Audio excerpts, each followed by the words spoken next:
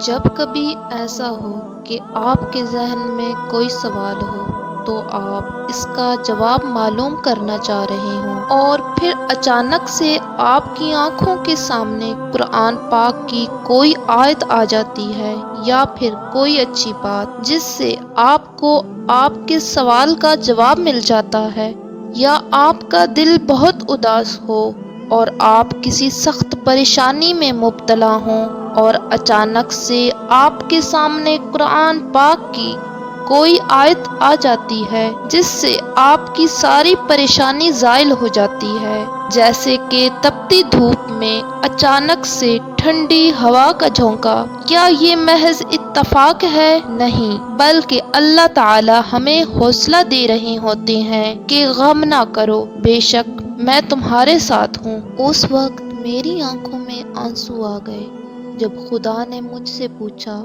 الستُ بربکم، کیا میں تمہارا رب نہیں ہوں؟ میں نے کہا، بلا، بے شک آپ ہی ہیں۔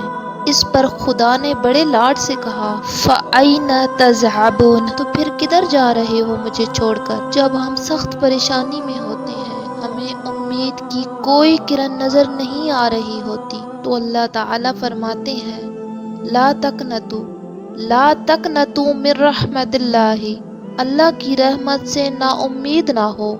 جو تاخیر رب کی طرف سے ہو وہ ہمیشہ خیر لاتی ہے۔ ہر صابر کے لیے بشارت ہے، لیکن اس بشارت سے ذرا دیر پہلے اندھیرے بڑھا دیے جاتے ہیں، اور یہ ہر اس مومن کے ساتھ ہوتا ہے جو اپنی آزمائش میں صابر رہا ہو۔ اللہ سب پر خاص رحمت فرمائے۔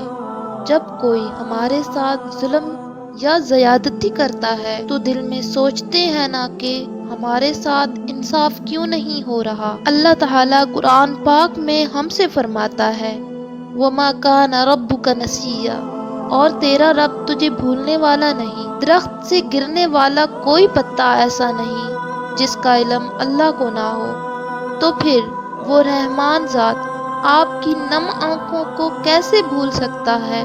کیسے وہ آپ کے ساتھ ہوئی ظلم و زیادتی کو کیسے نظر انداز کر سکتا ہے؟ کبھی بھی اللہ کی رحمت سے مایوس نہیں ہونا چاہیے۔ ہار جانا، مایوس ہو جانا ٹھیک نہیں ہے۔ انسان تھک جاتا ہے زندگی کی آزمائشوں سے لڑتے لڑتے، لیکن کبھی بھی اللہ کی رحمت سے مایوس نہیں ہونا۔ جب کبھی مایوسیاں محسوس ہونے لگے تو مہربانیاں گننا شروع کر دیں، اللہ کی محبت کی مٹھاس محسوس ہونے لگے گی۔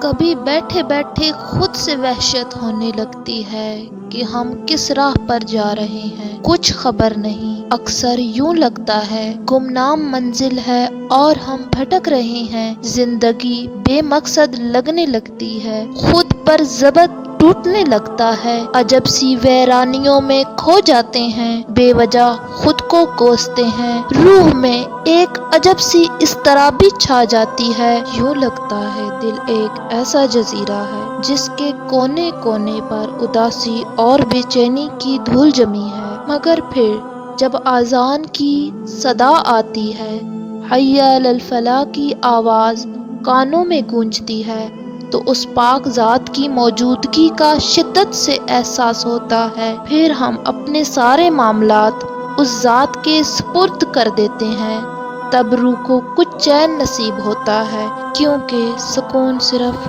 اس کی ذات میں ہے۔